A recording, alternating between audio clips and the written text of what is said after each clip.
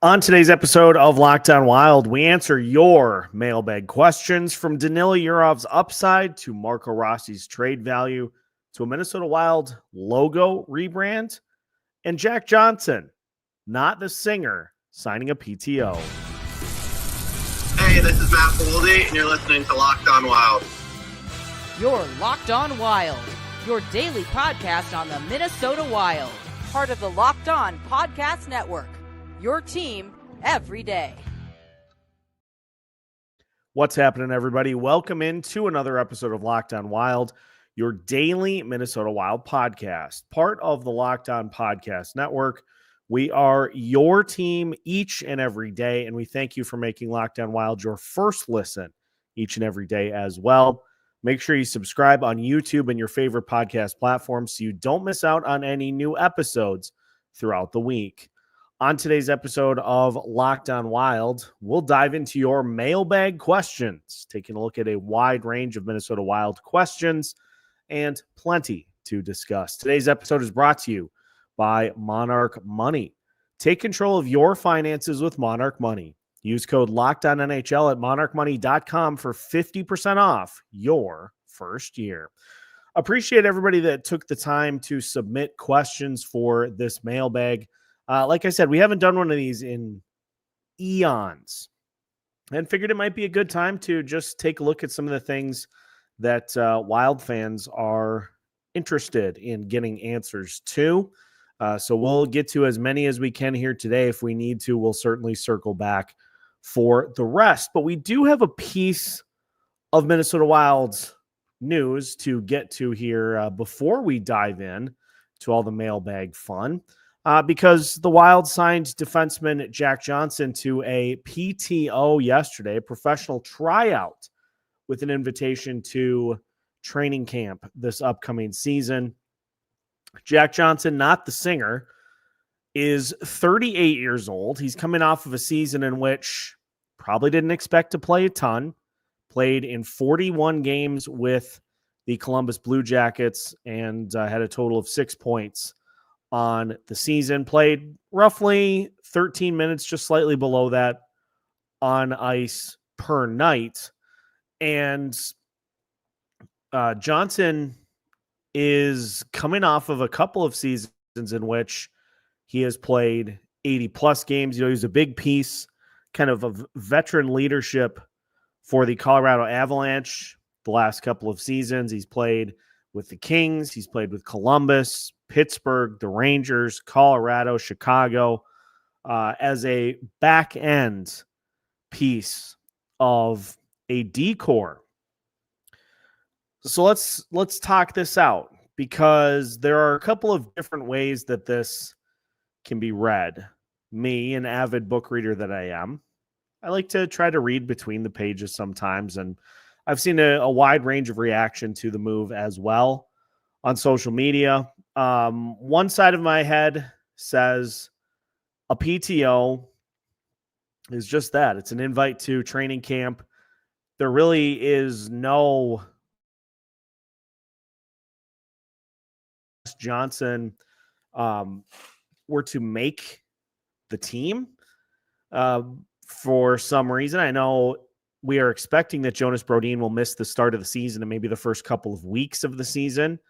So injury insurance for the Minnesota Wild in the event that Brodin is not ready for the start of the year.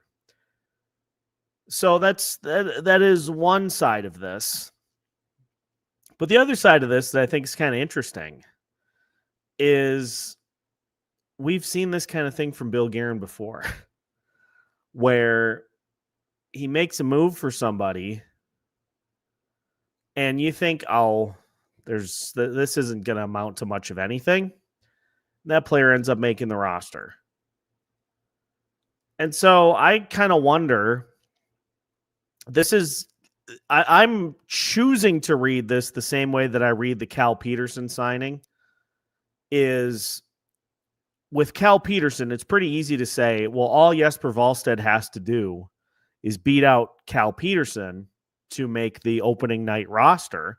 And then Peterson is organizational depth in the event that somebody gets hurt on in the big leagues. But on defense, it's a little more complicated than that because we are assuming, at least according to our wonderful friends at Puckpedia, you're assuming that the defense that breaks camp looks like this. Brock Faber, Jared Spurgeon, Jake Middleton, Zach Bogosian, Zeev Boyum, David Juracek. That's 6 right there. And, you could also bring Carson Lambos along for the ride just to be the 7th defenseman to start the season. And you could look at this as, well, all Zeev Boyum, David Juracek, and Carson Lambos have to do is beat Jack Johnson out of a roster spot, which should be easier said than done for a few of those players. And so if this is a situation where Bill Guerin brings Jack Johnson on this roster to sit, to continue to play the likes of Lambos, Juracek, or Boyum, as opposed to having them sit on the bench, there are a lot of moving parts for this. But I have to say, it is one that kind of, I did a little bit of a double take when it happens.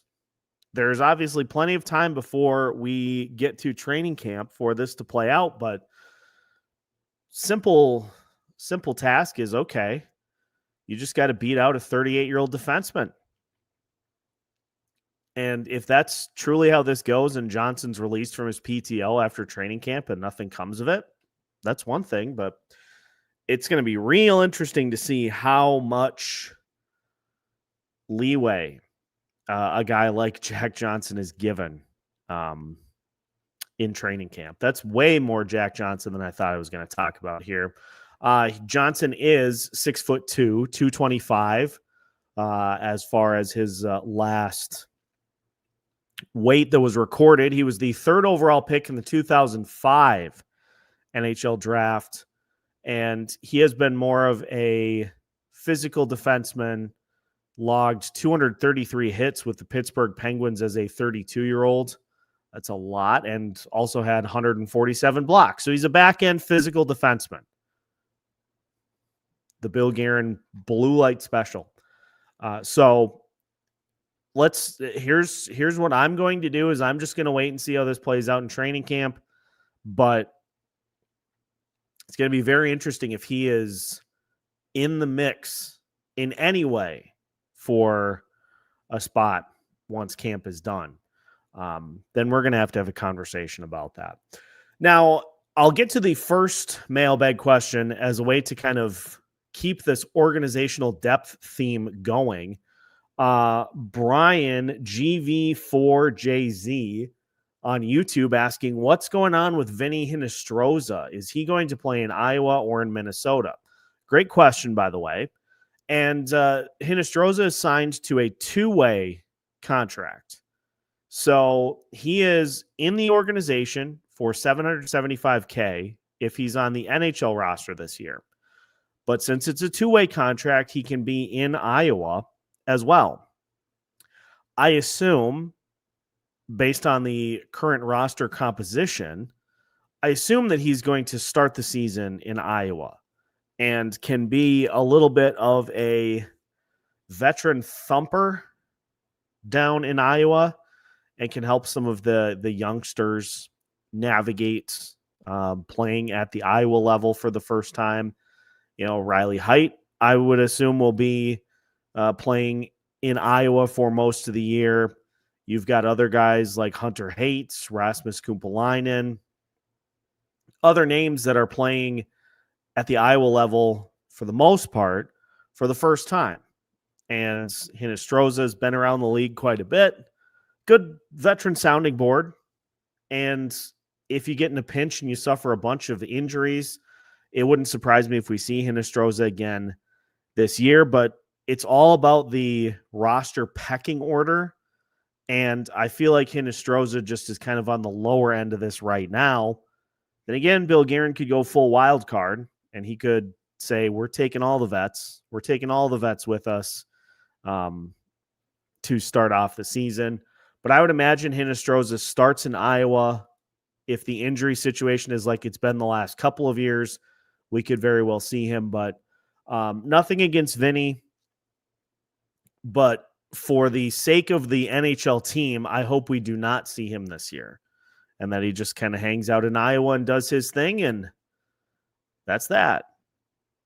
But it's good. It's a guy that's played NHL games before.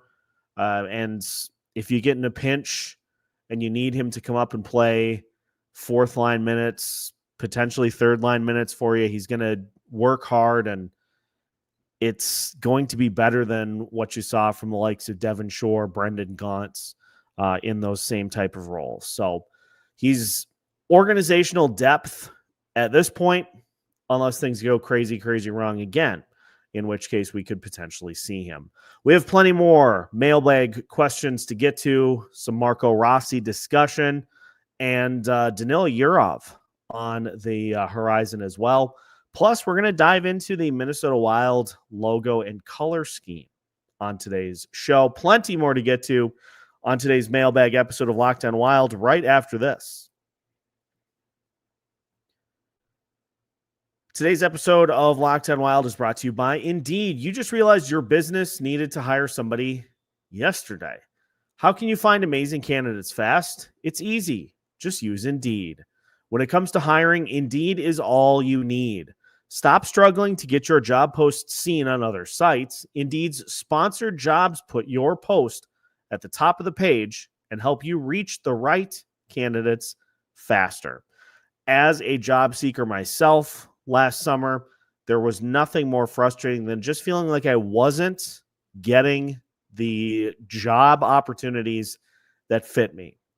In comes Indeed, and all of the ones that it feels like were tailored directly to my specifications show up right at the top of the page. So it does, from a job seeker, it does work. And if you are a business looking to hire, you can speed up your hiring process with a $75 sponsored job credit. Just go to Indeed.com/lockedon right now and support our show by saying you heard about Indeed on this podcast. Terms and conditions apply. Hiring? Indeed is all you need. Welcome back to today's episode of Locked On Wild. Once again, we thank you for making Locked On Wild your first listen each and every day.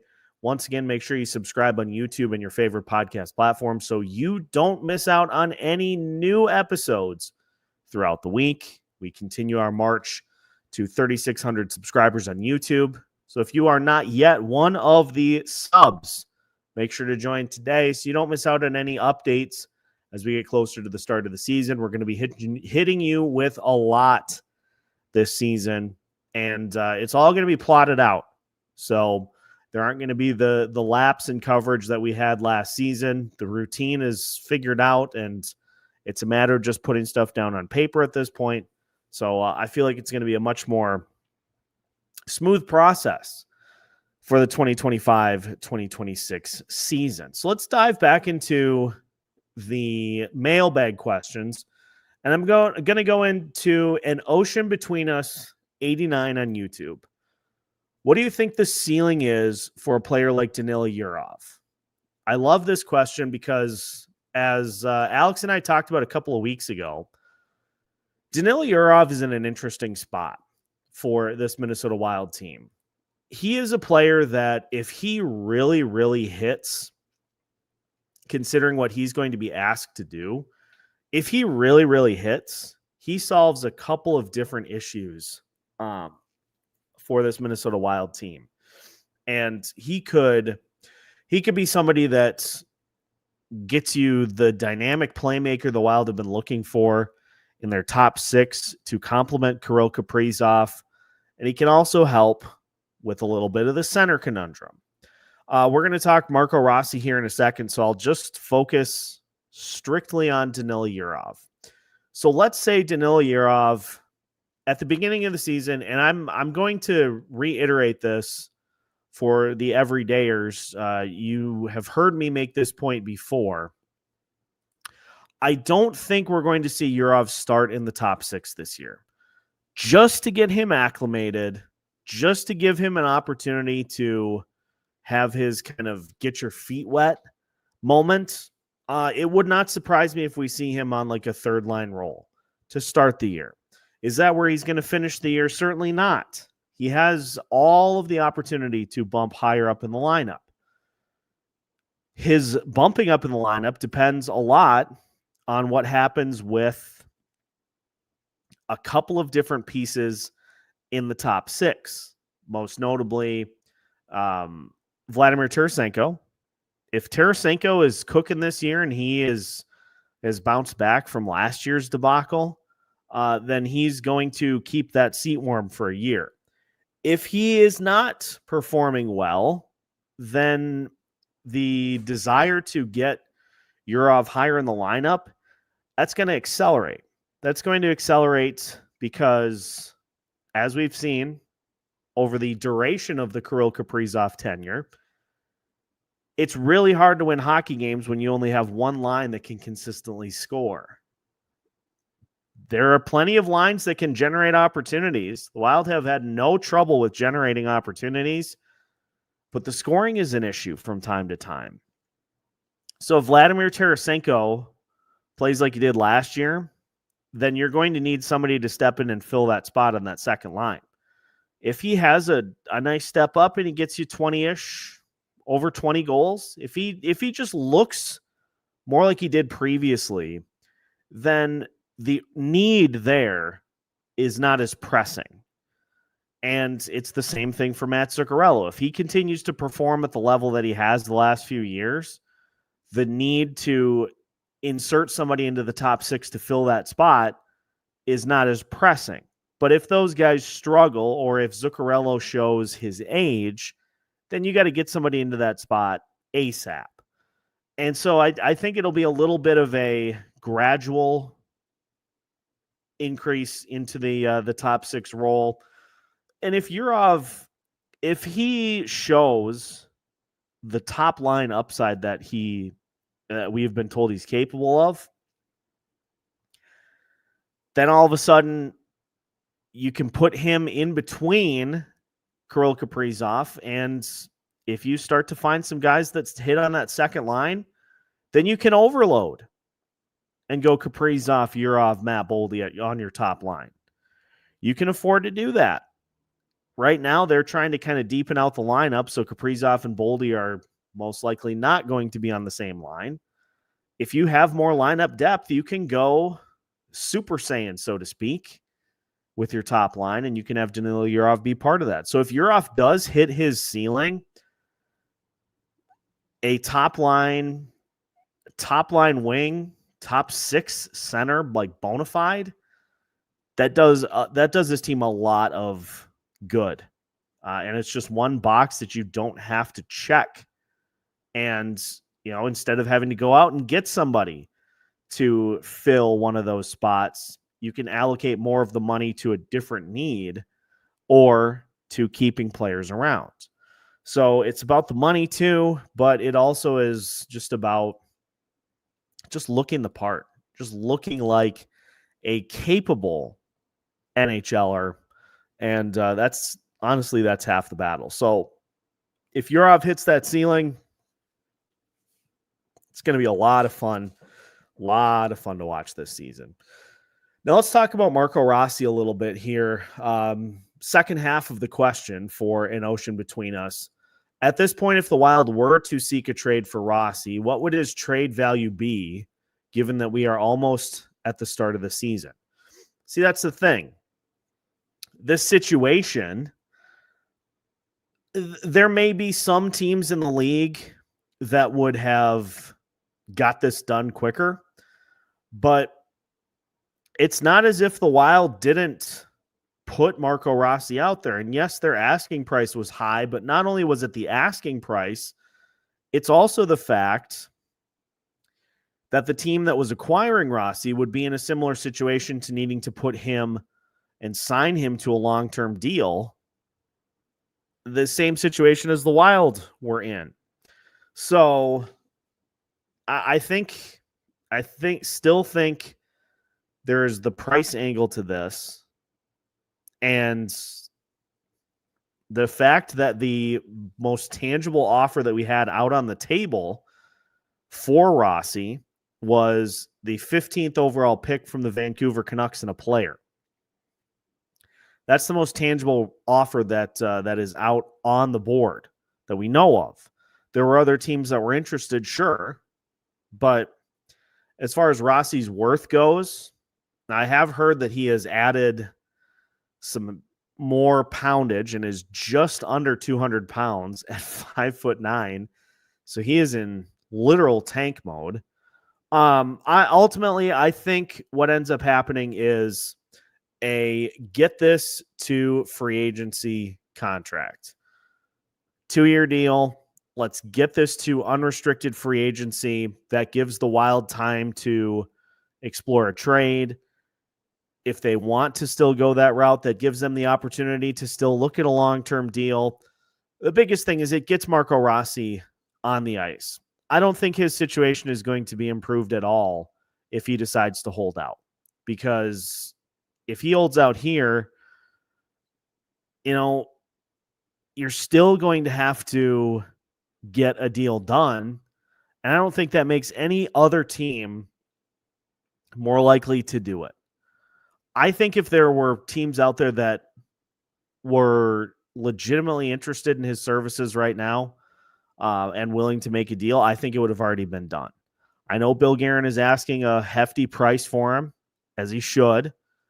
But I think if there were teams that were serious about it during this current contract situation, I think they would have already made the deal.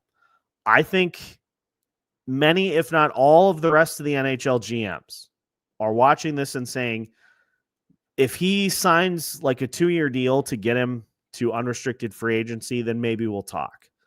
I think teams just want to kind of see. I think like the Wild do, they want to see if he can do this again. They just don't feel certain that he is capable of it for whatever reason. They want to see him do this for a third straight season. And then maybe at that point, that's enough to convince them. But ultimately, I think that's how this plays out, is like a 2-year deal to get him to unrestricted free agency. And the Wild will explore possible extension after that, possible trade after that. They'll explore their options, or they'll lose him for nothing. Those are the two options at that point when he gets to UFA status. Marco's just going about his business too, just to kind of respond to Dylan Wutschke's comments about Rossi adding poundage. Sounds to me like he's putting his money where his mouth is. And Dylan gets the feeling if he isn't traded, we'll see a much different Marco. I think we're just going to see kind of a furtherance. Furtherance is definitely not a word, but I'm using it anyway. A furtherance of what he has done over his last couple of seasons. He's a bulldog out there. He goes to the front of the net. He scores goals in bunches off of rebounds, and he's going to play physical. I think we're just going to see a slightly souped up version of that same type of player. But I'm just going to go back to the line that I've held for most of this saga. If there was a GM that was completely, totally enamored by what Marco Rossi brings to the table, and the contract was not a factor whatsoever, this would already have gotten done. Once a deal of some sort is struck, I would expect that the market will pick up considerably, but I don't think any team wants to try to haggle on a potential extension at this point. They're all watching with open eyes, like the Minnesota Twins are. So that's my Marco Rossi piece. When we come back, we've got a few updates for you, as well as a look at the Minnesota Wild logo. I had ChatGPT help me out with this a little bit, and we'll talk about the results. I've got visuals for you But that's all coming up as we continue today's episode of Locked on Wild after this.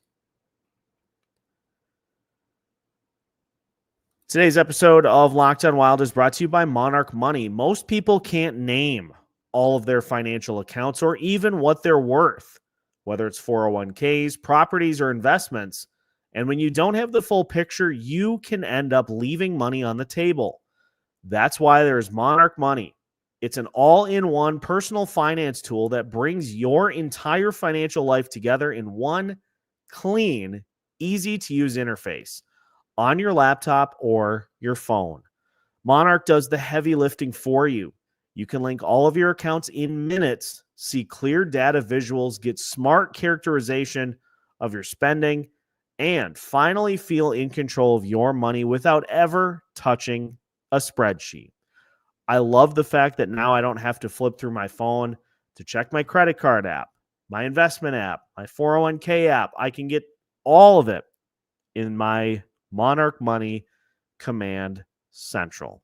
It just makes keeping track of every dollar so much easier, so I can optimize my full budget every single month. Don't let financial opportunities slip through the cracks. Use code LOCKEDONNHL at monarchmoney.com in your browser for half off your first year. That's 50% off your first year at monarchmoney.com with code LOCKEDONNHL. Final segment of today's episode of Locked on Wild. And once again, we thank you for making Locked on Wild your first listen each and every day. We're getting closer to September 1st, and that is when boot camp begins for the Minnesota Wild. So we got a lot to get to here over the next couple of weeks. We got 3 crossovers we're trying to line up here for the rest of the week. We'll let you know on the dates for those as they get ironed out. And of course, player evals. We're going to get through them all. It's a bit of a monumental undertaking of my own making, but we'll get it done. We'll get through it. Let's finish with a few more of the mailbag questions here for this episode. I'm going to make Urban a deal. Since we didn't really talk about Bill Guerin in this episode, and I'm overdue for a Bill Guerin episode, I will work in my report card for Bill Guerin, and we'll get that done here within the next week. Urban wants some love for Billy G. We'll dive into everything, and we'll do that here within the next week to keep that current. But I do want to get to Lee Castrodale on YouTube. The Wild logo is great, although fans tend to be kind of divided on the color scheme. If you were to redesign or freshen up the color scheme, what would you choose? Is it time for a new alternative logo? Plus bonus points for creativity if you whip out some crayons and color a logo or uniform in, and even more if you make your own unique logo. Well, I kind of cheated. I had ChatGPT work up a potential new logo around what I think is probably the biggest issue for the Minnesota Wild at this point, the color scheme. I feel like after 25 years, it may be time to either get rid of the red or the green. We're not a Freddy Krueger outfit here. We're not a Christmas outfit. Let's really dive into the green and just let's let the red become what the North Star colors have been as far as a reverse retro goes. Like your first 25 years of existence, if you want to go the old North Stars colors for retro stuff, perfectly fine. Turn the green and the red into your reverse retro for the next 25 years. Now, obviously not 25 years, but you get what I'm saying. The next quarter century, have the red and the green be a reverse retro.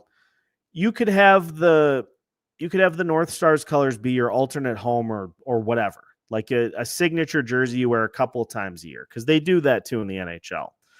And so I had ChatGPT take a look at the logo without the red.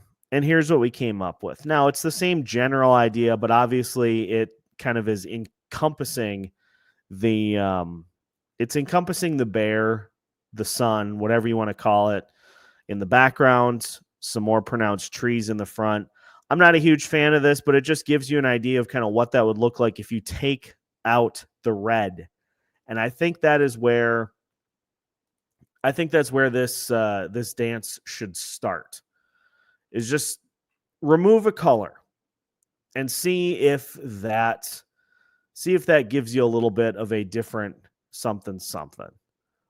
Because I just don't know what direction I would go if I was going to change the logo entirely. Give me a week or two. We'll come up with something. But I tried to kind of keep the same theme, Minnesota Wilds, North Wilderness, what have you. And just said, let's just do a little something different with the color scheme. So let me know if the red needs to go in the comments. Let me know what color you think needs to be gone, or if you think it's time for the logo to go. It's a good question. And I definitely wanted to throw it in here for this mailbag today. We're going to finish with a couple of updates. Jay wondering how Denny's doing and how things are going for me off the air. Well, talked to Denny a couple days ago, and biggest thing for Denny at this point is that the doctors kind of want him to just take it easy. They think a lot of the stress of putting shows together is what led to his condition being kind of accelerated. So at this point, he's just kind of laying low. We'll check back after a set amount of time has kind of gone by, a month or so. We'll check in and kind of see how things are doing. But he's in good spirits considering, which is certainly good. And as far as me off the air, I'm loving it. Like we got a new place, we got a new city, new locations to explore, new hideouts to find, new spots to hang out. It's all new, it's all change, it's all exciting, and it's been a great transition so far. We're not even a year into being at the new digs, but I've loved every second of it. So I appreciate everybody asking, how things are going off mic, because that is part of the equation too, and sometimes it kind of rears its ugly head. But I feel like lately, especially this summer, I think we have been in I think we've been in a good spot, and I look forward to kind of continuing that into the show. Now that we've got the routine down, and now that we've got some exciting plans for the upcoming season. So that's going to do it for today's episode of Locked On Wild. Again, Urban, I did not forget about you, but we'll do a full Guerin episode here coming up, and we'll give Billy his due. Make sure to like and subscribe if you have not already, so you don't miss out on any new episodes throughout the week. And make sure to subscribe on YouTube so you don't miss out on any new episodes when they air. Locked On Wild has you covered every Monday through Friday as part of the Locked On Podcast Network.